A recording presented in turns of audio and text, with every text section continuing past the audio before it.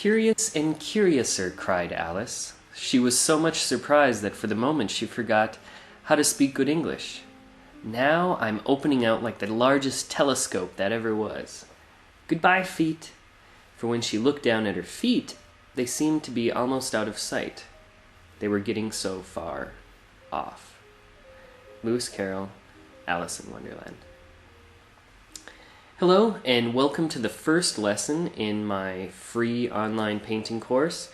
For those of you who don't know, my name is Jeremiah Polachek, and I've been teaching painting and drawing, amongst some other classes as well, for the last 4 years in Prague, Czech Republic. I've studied at the Lime Academy of Fine Arts, the Glasgow School of Art, and the School of the Art Institute of Chicago. These videos will serve as a supplement to my students here in Prague, and I have no problems if other teachers want to teach it in their programs. If you like the curriculum I've put together, by all means feel free to use it as a teaching tool to other students. If you go to the website at paintingcourse.com, you can view and download the lesson plans, activities, homework. Just please email me and hook me up with some pictures of the student work, because I always like to see that sort of stuff. If you've stumbled upon this video, by all means try taking out the course by yourself. There's no reason that someone can't take the course all by themselves. And I've had a few people already who have completed the first 24 lessons, and they did it completely on their own time, and I think that's really awesome. One thing to remember is that this is a foundation level course, so we're really starting with the basics here. And as time goes on, I will progress as far as I can possibly go into more and more advanced techniques. So let's get into it. Learning to draw is a bizarre and wonderful process, in the sense that in order to really learn how to draw, you first have to learn how to see differently. And this means changing the way you look at the world around you all the time. In this course, you will not only be sharpening your drawing skills on paper, but you will also be practicing your seeing skills.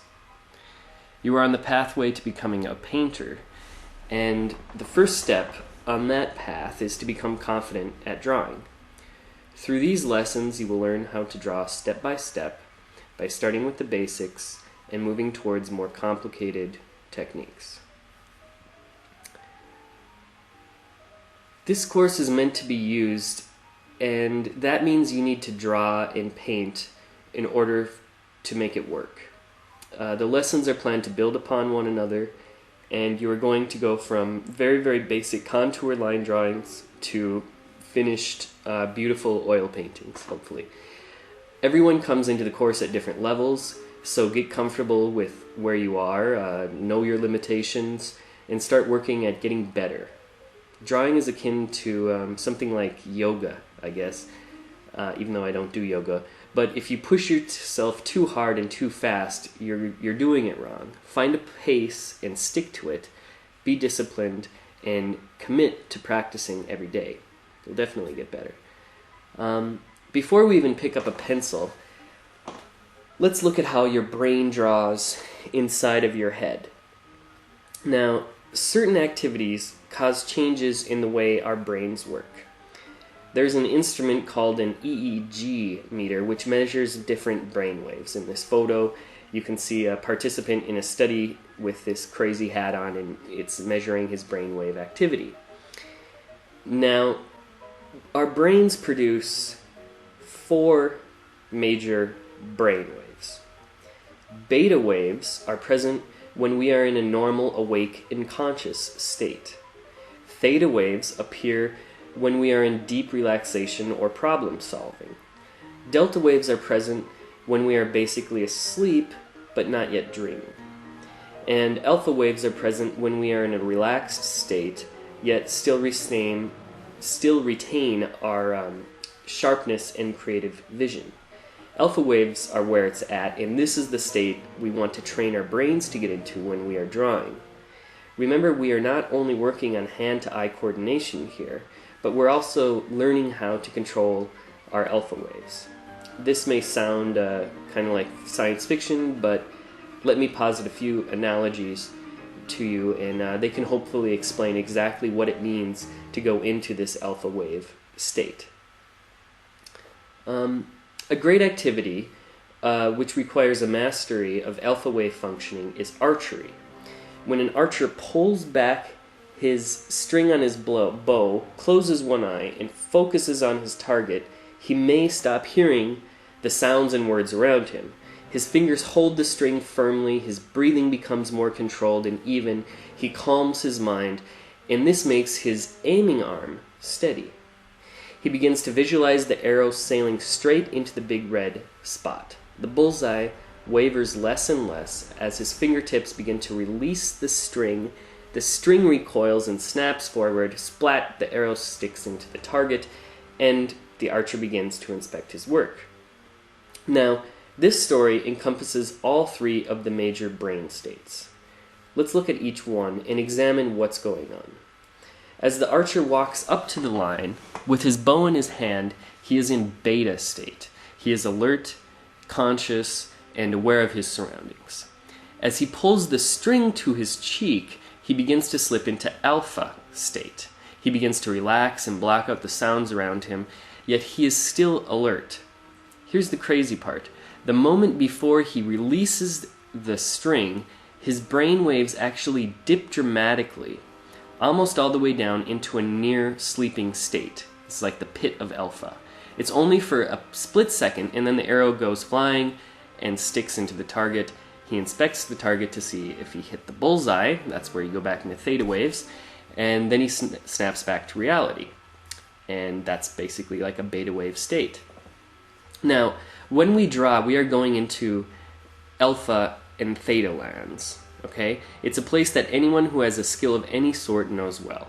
The basketball player who's shooting three-pointers with 2 seconds left in the game, the concert pianist, a marksman, even a gardener or a mechanic. All of these people have worked on a project so hard that they've completely lost track of time. And I'm sure you've had this happen to you as well, where you kind of zone out. That's alpha state. Now, think about a time when you've recently slipped into alpha and theta brainwaves. Perhaps it was while you're fixing your vacuum cleaner, avoiding a deer in the road, or arranging a flower bouquet.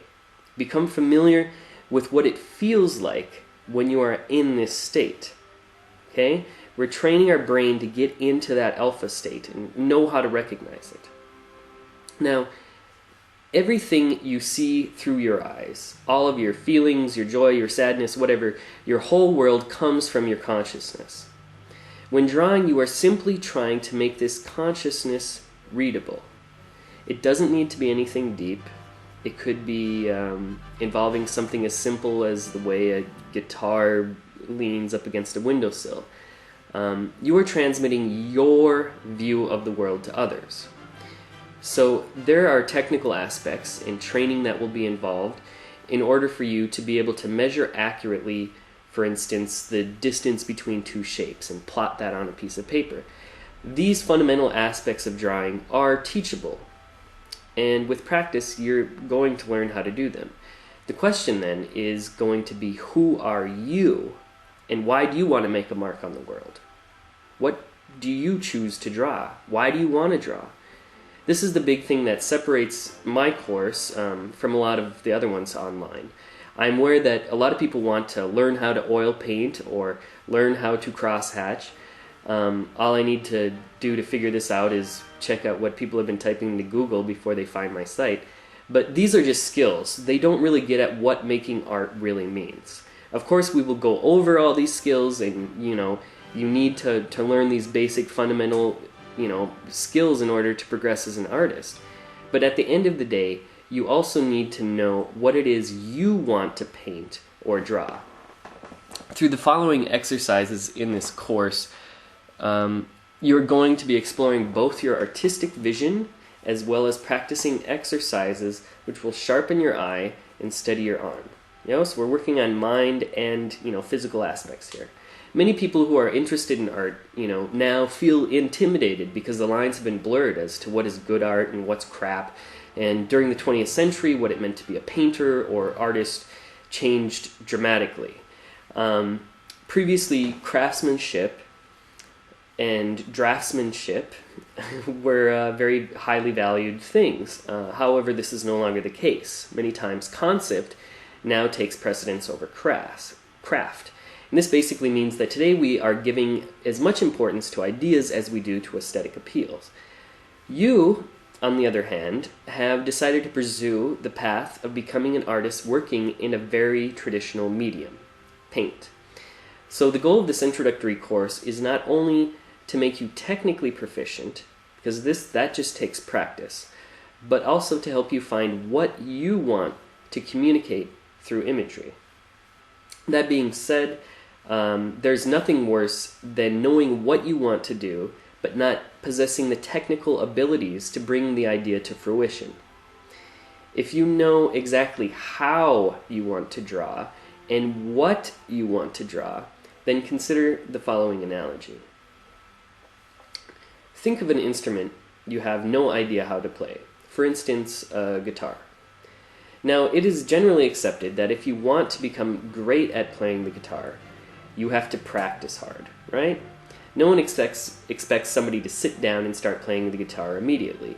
A person generally needs a teacher, or at least a book, and a whole lot of passion. But what it comes down to, generally, is that people are playing, practicing every day. When they're not playing, they may be listening to music and tapping along, or, playing finger scales on their fingers, or thinking about it. Now think about in most drawing and painting or art, as it's usually referred to in the school systems, art classes. Many times teachers leave too much open to the students. They put too much emphasis on what the student is trying to express rather than addressing the fact that they may not even know how to get paint to stick to a canvas. Okay? The results are terrible paintings and drawing, and no amount of pretense can make up for a poorly executed painting. So let's get back to our guitar player analogy. Imagine you are listening to someone playing the guitar and singing. The voice is off key, the strumming is out of sync with the tempo, the chords are clumsily played, but the lyrics aren't bad. But are you really going to say this guy is a great musician just because, some of his lyrics were okay? Of course not. With music, we put a great deal of importance on craft. A good guitar player's fingers had to get calloused in order to push down the strings, and at the first, the strings probably clunked out when he was playing, but then as he practiced a little bit more, things began to get easier and easier. The same is true for drawing. It's just practice. If somebody tells me that they are a terrible drawer, I could just say, I don't know how to play the tuba, right? But, I bet I could learn if I wanted to. For some of you taking this course, you may already be comfortable with drawing, but find yourself coming up against certain stumbling blocks over and over again. You may need to redo the foundation level stuff, and you got to learn to identify the problem areas of your drawings and become your own teacher.